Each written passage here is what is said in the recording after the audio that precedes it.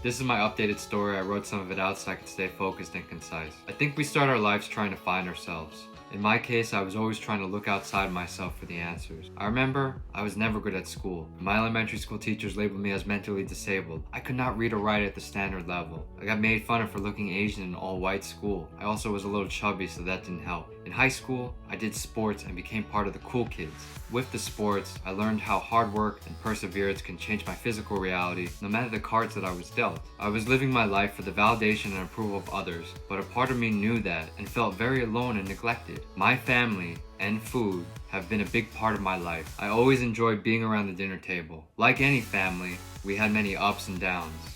Nothing's perfect, but the appreciation really set in as I became older. I remember when I used to go out when I was younger, we'd go walk around the street and go hang out at the pizzeria or like McDonald's. My papa would wait for me to come home. She would stay up and wait for me and be like 10 o'clock. After realizing that at that age, I was like, I don't want to go out anymore because I feel bad because my grandma's gonna wait for me. I'm truly blessed for the opportunities that I have. Race and culture have made me feel like an outsider. I never really felt like I fit in. I blamed my family for not learning Chinese and Italian for a long time, and then I finally stopped complaining and put in the work and learned myself, only to discover the process of learning those languages made me more complete, not necessarily learning the languages themselves.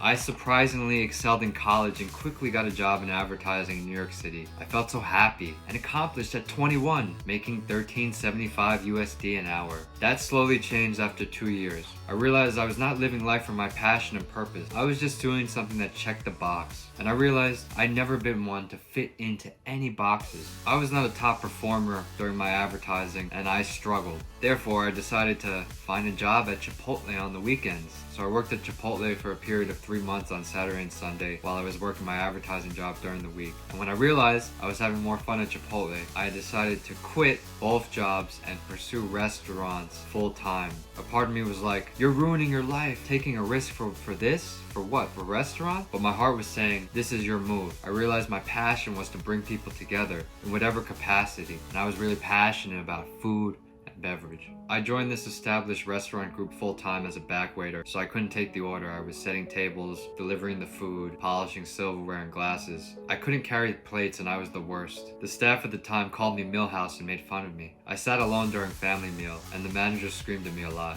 I felt down a lot, but it did not impact me heavily because I knew I was going to be a manager one day. My life is lucky. I've had many opportunities, but nothing was given to me on a silver platter. I had to earn everything and prove myself. I eventually did become better and better in the restaurant because my passion was reminding me to keep going, and I earned respect. I was promoted to server, bartender, and finally to manager. I also went to cooking school, did a cooking internship, and took a sommelier class and became a certified sommelier, which I don't drink so much wine now, but I'm extremely proud of myself for that accomplishment. From someone that's learning disabled, learning the history of the wine as well as blind tasting and memorizing all that information about regions and stuff. I can't really do it now, but because it's muscle memory, but I could at the time. All this work and development, I realized when I was passionate about something, nothing can stop me. It was not easy and external influences affected me at times.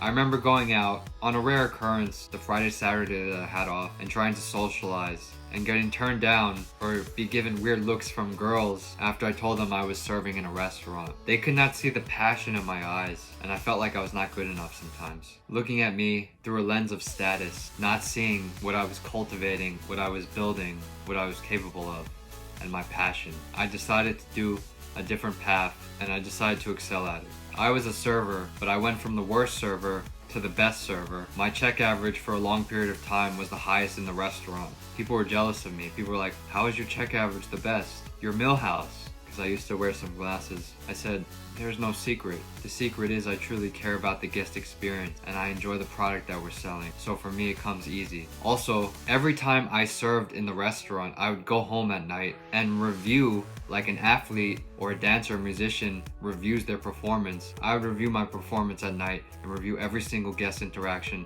see what I did good, see what I could improve on, see what happened in the interaction, see if it was the kitchen's fault, see if it was my fault. I would play this over in my mind every single night. So I'd hold myself to a high standard and I'd always try to improve and get better each and every night. Becoming a manager in the restaurant, I felt fulfilled, but the work was just beginning. I worked even harder than before and had less of a work-life balance.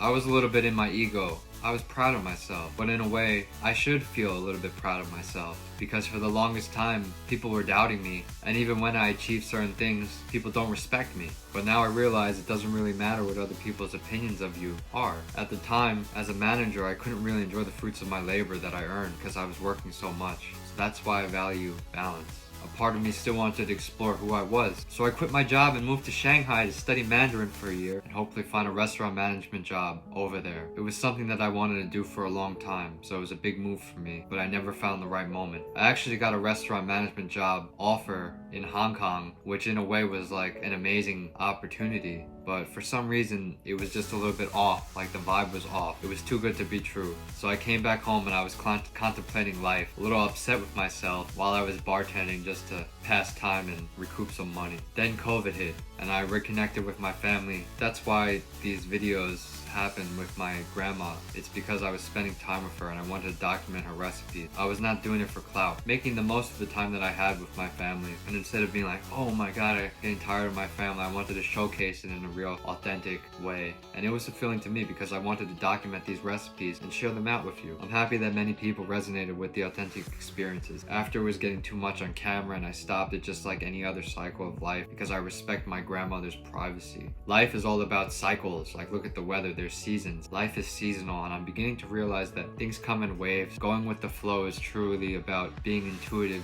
listening, and adapting and adjusting. So I didn't want to force my grandma to continue to film videos if she didn't want to. Also during COVID, and I know it's a tough time for everyone, so again, I'm very lucky that my health and my family's health was good, and I wish you, if you're watching this, that your family and you are okay and were okay during that time, sending you good energy.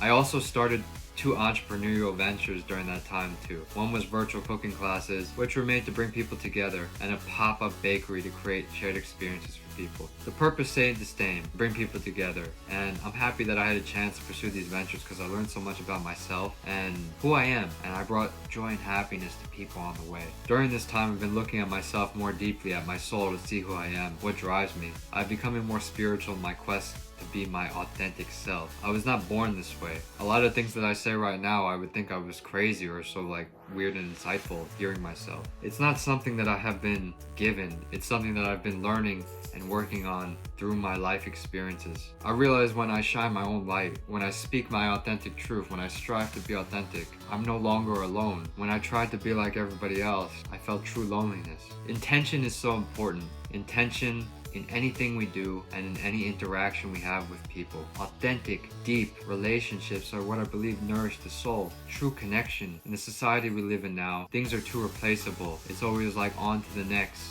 But pure intention, honesty, and integrity need to be included in any type of relationship that we have. We need to be able to nurture ourselves and one another. And I'll admit, I have not been perfect in this life. I've made mistakes and I've wronged myself and I've wronged others. My intention hasn't always been 100% pure. And when you don't know yourself, when you don't know your purpose, when you don't know who you are, and when you're only functioning from the ego and from pleasing other people, it's easy to fall out of alignment. We're human and we're not perfect. No one's perfect. But I take accountability for my actions and I choose to grow from it and evolve from it and be a better version of myself. I move forward through the next chapter of my life with a certain oneness between my mind, body, and soul, which is refreshing despite some uncertainty in my life right now. I feel like in a way my life is art in motion because I think life is really special and it's a privilege and I need to stop obsessing over the little things. I think finding that balance between authenticity, love, and purpose is what drives me to be more of myself. I speak from my own experience and the lessons that I've learned in this video, and I want to change people's lives, inspire you to be the best versions of yourself, and bringing people together. Peace.